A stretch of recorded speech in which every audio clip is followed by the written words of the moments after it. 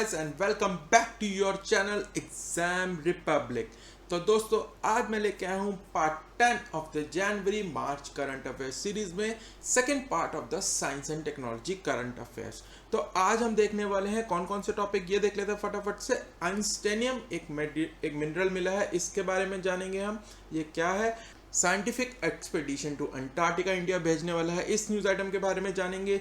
Changi 5 mission, ये बहुत important एक मिशन है चाइना का, ये न्यूज आइटम के बारे में देखेंगे। फिर हम जानेंगे geospatial data and mapping policy के बारे में, इंडिया की एक पॉलिसी है, ये एक आई है नई, इसके बारे में जानेंगे। न्यू सोशल मीडिया रूल्स के बारे में जानेंगे जो कि आने वाले हैं इन्फोस, और अमेजोनिया 1 सैटेलाइट के बारे में जानने वाले हम। स्टारशिप SN10 टेस्ट फ्लाइट हुई थी, ये एलॉन मस्क की जो है स्पेस एक्स एजेंसी, उसकी एक टेस्ट फ्लाइट थी, इस न्यूज़ आइटम के बारे में जानेंगे। फिर हम जानेंगे मोबीक्विक के जो 10 करोड़ यूजर्स हैं उनका डेटा हैक हो गया था, इस न्यूज़ आइटम के बारे में जानेंगे। क्या रहा मोबीक्विक का रिस्पॉन्स, ये देखेंगे। हीलियम क्राइसिस इन इंडिया क्यों हो गए, क्यों होने के चांसेस हैं, इस न्यूज़ आइटम को देखेंगे। और अंत में हम जानेंगे स्वाति मोहन जी के बारे में, कौन है ये और ये कैसे ये इंडिया से रिलेटेड है और क्यों आपके एग्जाम में ये पूछा जा सकता है क्वेश्चन इनसे रिलेटेड, ये हम देखेंगे हम आज की वीडियो में। तो दोस्तों अंत तक बने रहिए। यदि आपको ये वीडियो पसंद आए तो आप हमारे सब्सक्राइबर ज़रूर बनिए, और अगर नहीं आए तो कोई बात नहीं, क्योंकि हम सिर्फ वही सब्सक्राइबर चाहते हैं जो कि हमारे वीडियो से कुछ ना कुछ बेनिफिट ले सकें, उन्हीं को हम अपने साथ जोड़ना चाहते हैं। तो अंत तक ज़रूर देखिएगा, फिर अपना डिसीजन लीजिएगा। तो आइए दोस्तों शुरू करते हैं हम आज का ये वीडियो। तो पहला टॉपिक है आइंस्टानियम। तो एक स्टडी हुई थी, उसको पब्लिश किया गया है, बहुत ही फेमस जर्नल है एक नेचर, उसके अंदर पब्लिश किया गया है। For the first time researchers has been able to characterise some of the properties of the element, जिसका की नाम है आइंस्टानियम। तो आइंस्टानियम की प्रॉपर्टीज के बारे में इस रिसर्च जर्नल नेचर के अंदर पब्लिश किया गया था। ठीक है, तो ये है साइंटिस्ट जो थे, ये बर्कली लैब है एक, उसके अंदर है काम करते हैं, उन्होंने इसके बारे में रिसर्च की थी। और ये एलिमेंट 99 कहा जाता है पीरियोडिक टेबल के अंदर, जिसका एटॉमिक नंबर 99 है, इसको एलिमेंट 99 कहा जाता है। और ये एल्बर्ट आइंस्टाइन के बाद इनका नाम रखा गया है आइंस्टानियम। ठीक है, और it was discovered in 1952 in the debris of first hydrogen bomb. अभी हाइड्रोजन बॉम्ब की डेब्रीज में मिला था, और it is very difficult to make analyse and analyse. अब ऐसा क्यों है, इसको बनाना मुश्किल क्यों है और एनालाइज करना मुश्किल क्यों है, क्योंकि ये बहुत ही रेडियोएक्टिव, हाईली रेडियोएक्टिव एलिमेंट है एक, और इसकी हाफ लाइफ जो है वो बहुत ही ज़्यादा छोटी है। इसी वजह से इसको एलिमेंट को बनाना और इसको एनालाइज करना बहुत ही ज़्यादा डिफ़िकल्ट है। इसीलिए ये बहुत ही इंपॉर्टेंट एलिमेंट्स की प्रॉपर्टीज जो पब्लिश हुई हैं, जो कि लैब में रिसर्च की है इस एलिमेंट के ऊपर और पब्लिश की है जर्नल के अंदर, इसीलिए ये बहुत ज़्यादा इंपॉर्टेंट है स्टडी। ठीक है, अगली न्यूज आइटम देख लेते हैं। 40th Indian scientific expedition to Antarctica launch. तो 40th Indian scientific expedition launch कर दिया गया अंटार्कटिका में, और it marks the 4th decades of the country scientific endeavour to Antarctica. तो 40th एक्सपेडिशन भेजा जाएगा, अंटार्कटिका में भेजा गया है, और it was flagged of from Goa on 5th of January 2021 with 43 members on board. और ये चार्टेड आइस क्लास वेसल है। MV Wellesley Golovin will make the journey and reach Antarctica in 30 days। तो इस वेसल में भेजा गया है, नाम इतना इंपॉर्टेंट नहीं है। और इंडिया ने 1981 में एक्सपेडिशन भेजना शुरू किया था अंटार्कटिका में, तो 40 ईयर्स हो गए हैं, हर साल भेजते हैं इंडिया एक्सपेडिशन, तो ये 40th एक्सपेडिशन है। तो इंडिया के ये इंपॉर्टेंट इससे रिलेटेड न्यूज़ कि कौन से 2 ऑपरेशनल स्टेशंस हैं वहाँ पे अभी भी जो काम कर रहे हैं इंडिया के अंटार्कटिका में। तो पहला है मैत्री और दूसरा है भारती। तो ये क्वेश्चन आ सकता है कि कौन से अंटार्कटिका में इंडिया के वर्क स्टेशन अभी भी काम कर रहे हैं, रिसर्च स्टेशंस काम कर रहे हैं, मैत्री एंड भारती। अब इससे रिलेटेड मैं आपको एक क्वेश्चन और पूछता हूँ, जिसका कि जवाब आप देखिए, ढूंढिए और कमेंट में जरूर बताइएगा मुझे कि इंडिया का पहला वहाँ पे ऑपरेशनल रिसर्च स्टेशन कौन सा था अंटार्कटिका के अंदर। आपको मैं क्लू दे देता हूँ कि इन दोनों में से वो नहीं है, वो अब डिफंक्ट हो गया, उसको यूज़ नहीं किया जाता है। तो वो कौन सा है वो आप मुझे कमेंट में ज़रूर बताइए। चैंग E5 मिशन के बारे में जान लेते हैं। China's Chang'e E5 mission a success spacecraft brings home the first moon samples in 40 years. तो मून से ये सैंपल लाया है मिशन चैंगी 5 है, ये चाइना का मिशन है। It marks the successful conclusion of चाइना's current 3-step lunar exploration program from orbiting, landing and bringing back samples which began in 2004।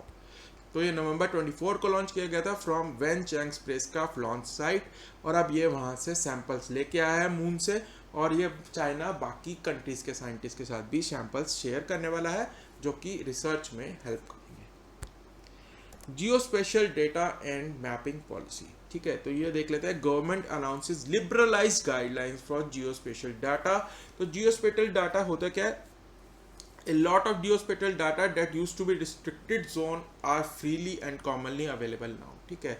तो जो जियो स्टेशनरी डाटा होता है, जैसे कि मैप्स हैं, या फिर जैसे कि आप देखते हैं गूगल मैप्स पे है कुछ एरिया रिस्ट्रिक्टेड होता है, तो इंडिया में जो था ये लिबरलाइज कर दिया गया इस पॉलिसी को, और काफ़ी जो डेटा पहले रिस्ट्रिक्टेड था वो अब आपको इजीली अवेलेबल हो जाएगा अब नई पॉलिसी के अंदर।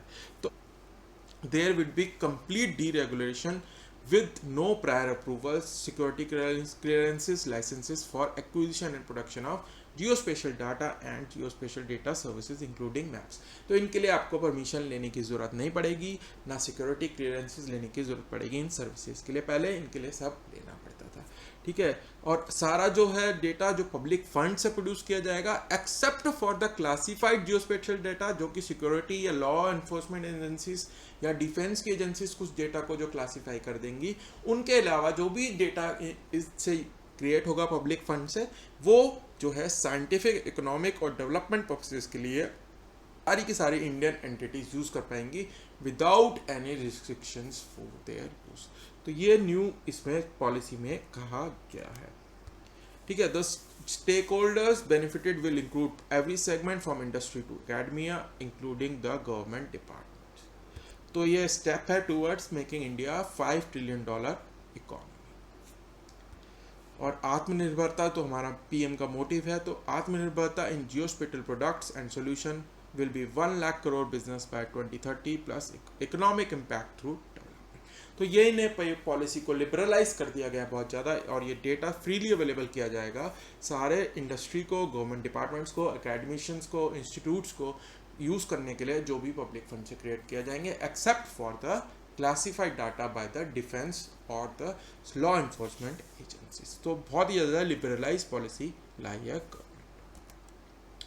न्यू सोशल मीडिया रूल्स के बारे में जान लेते हैं। METI यानी कि ministry of IT and electronics ने अनाउंस की है draft information technology intermediate guidelines and digital media ethics code rules 2021, यानी कि इंफॉर्मेशन टेक्नोलॉजी ने मिनिस्ट्री ने जो है ये ड्राफ्ट रूल्स बनाए सोशल मीडिया के लिए एंड OTT प्लेयर्स जो ऑनलाइन कंटेंट देते हैं, जो OTT प्लेटफॉर्म्स हैं जैसे वूट हो गया, नेटफ्लिक्स हो गया, डिजिटल मीडिया कंटेंट्स हैं जो भी आप देखते हैं ऑनलाइन कंटेंट, उनके लिए रूल्स बनाए गए हैं, और इनको बनाया गया है under the existing information and technology act.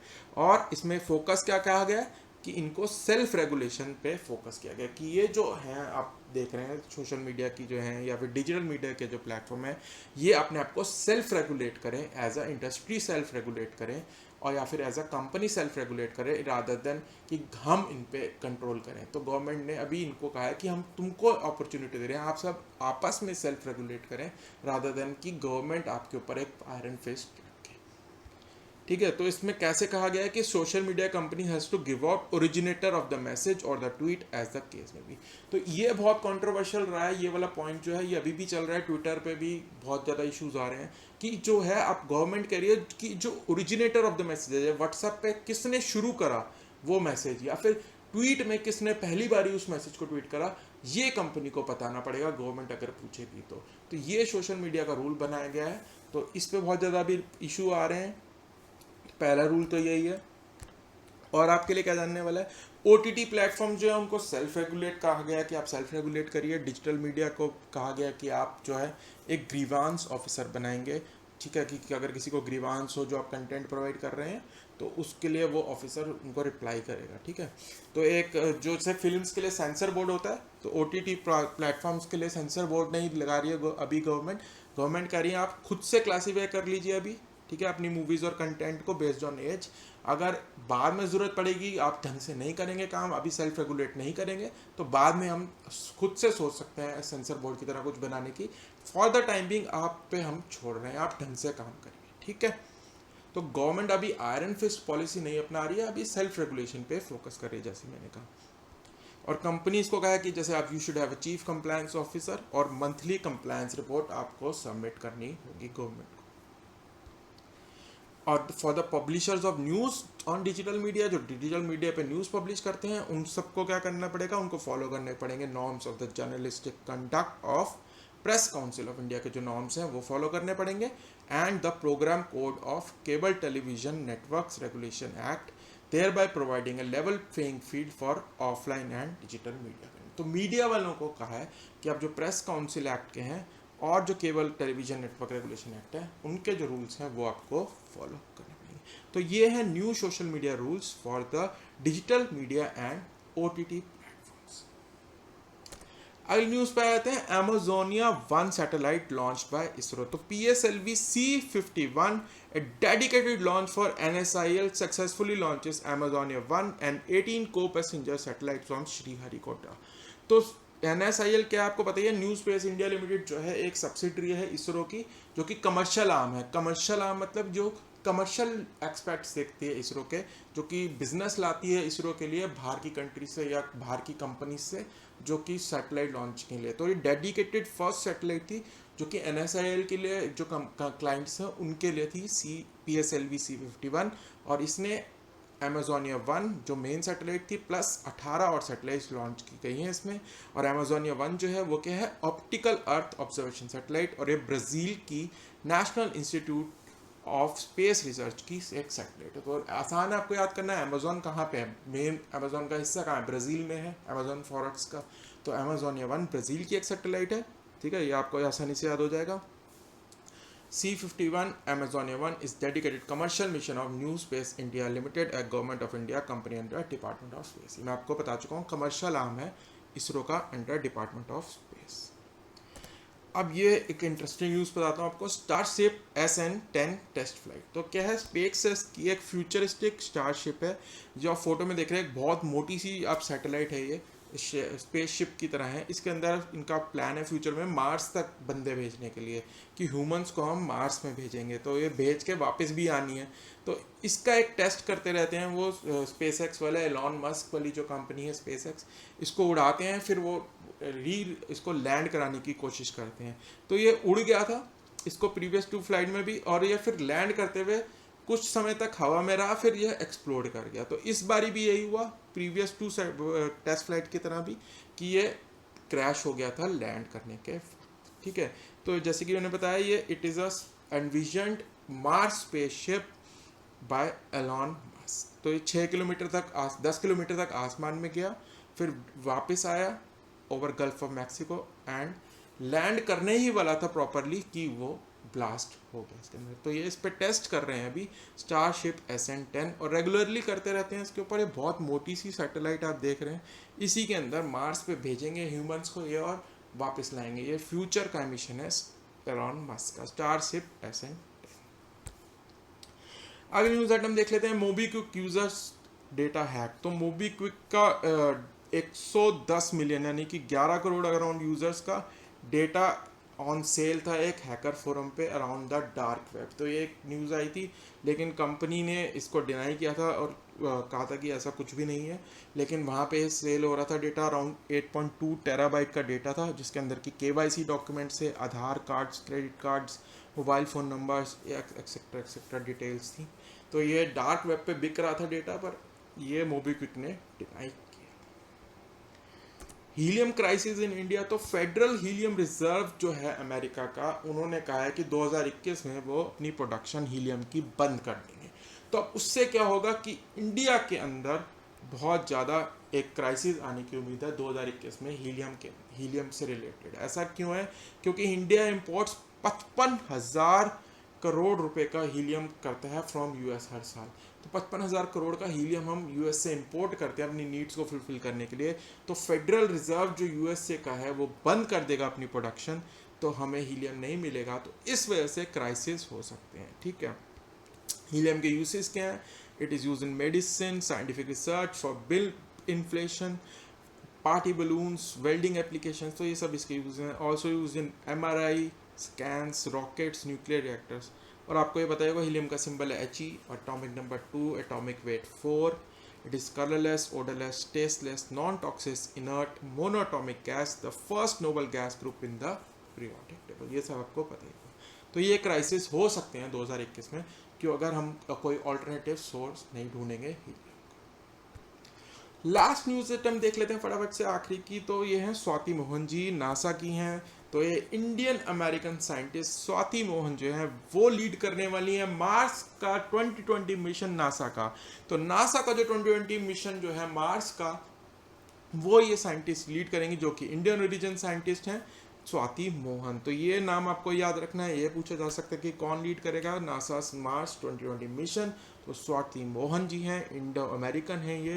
And उन्होंने जो परसीवरेंस मिशन है, जो कि मैंने आपको लास्ट वीडियो में भी बताया था, परसीवरेंस मिशन मार्स पे जो भेजा नासा ने, उसकी ये इन्होंने लीड किया था, guidance and navigation and control operations.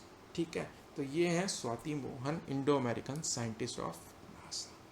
तो दोस्तों ये था हमारे साइंस एंड टेक्नोलॉजी से रिलेटेड करंट अफेयर्स। आशा करता हूँ ये आपके वीडियो आपको पसंद आया होगा, और ये जो मैंने टॉपिक्स आपको कवर करे हैं ये आपकी एग्जामिनेशन में पूछे जाएंगे और आपकी पिटिशन में काफ़ी हेल्पफुल रहेंगे।